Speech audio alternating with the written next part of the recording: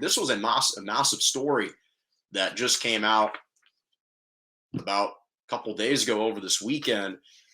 One of the major Grand Slam tournament events, Wimbledon, that takes place every year in England, they just came out and enforced a ban on Russian and Belarusian tennis players from playing at this year's Wimbledon tournament.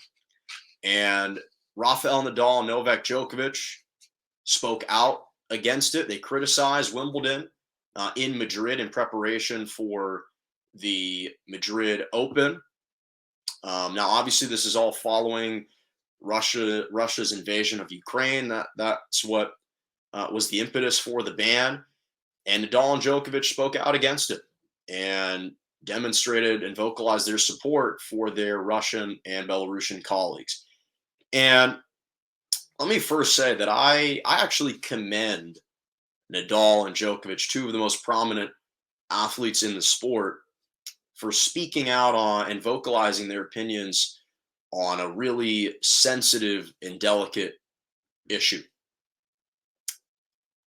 Because when you look at kind of the geopolitics, you have a Spanish and a Serbian athlete vocalizing their opinions. You don't really know what the ramifications are going to be based on their opinions, how their countries are viewed in the eyes of NATO and the US versus Russia. So the fact that they felt comfortable enough expressing how they feel, I commend those two, because it's important that two prominent figures in the sport support their colleagues. That's first of all. But this is a massive ban. When you first look at the Russian athletes who this impacts, you're talking about Daniil Medvedev, who's the number 2 ranked tennis player in the world. He's the defending U.S. Open champion. You have Andrei Rublev, a top 10 tennis player on the men's side. You've got Anastasia Pavlyuchenkova, who was the French Open runner-up not too long ago. Then on the Belarusian side, you have Sabalenka, who's a top 10 player, Victoria Azarenka, who's won a couple Grand Slams. These are some major absentees from this year's tournament. Major. And so, to me, it almost reminds me of the 1936 Olympics that were held in Berlin. Obviously, it was a little bit different in that the Olympics preceded World War II, but as far as just the political impact and significance of that Olympics, it rings true once again now.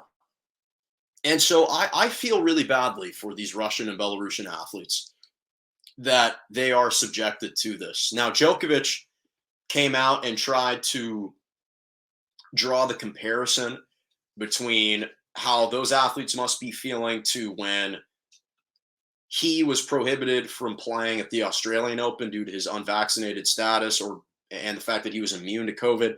I disagree with that. That was a personal choice. That was self-inflicted. That was different.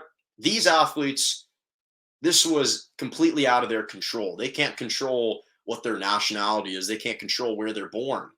This ban was just enforced, and there's nothing they can do about it. And so I'll be honest, this is a very, very difficult, a very fragile and complex situation, because I think that there truthfully are strong arguments on both sides. On the one hand, I completely empathize with the players, and I think it's not fair and it's unjust for them to be held accountable for their country's actions.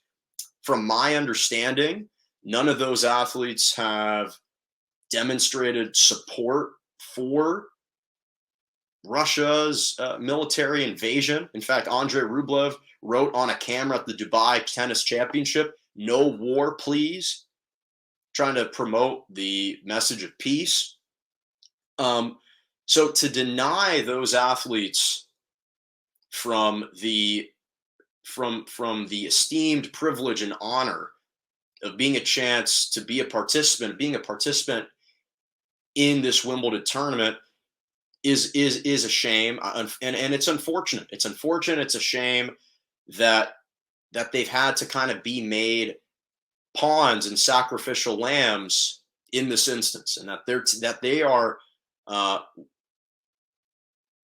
they're taking the brunt end, they're wearing the brunt end of this from their countries. It's unfair, it's unjust, and so I empathize with the players. That's one perspective. On the other hand, I also understand where England is coming from and where the tournament is coming from, because they're wanting to send a powerful message that we condemn and we detest and loathe violence, and we don't support this invasion and this military attack, and we do not want to offer any opportunities for celebration or praise for any athlete that originates from that country.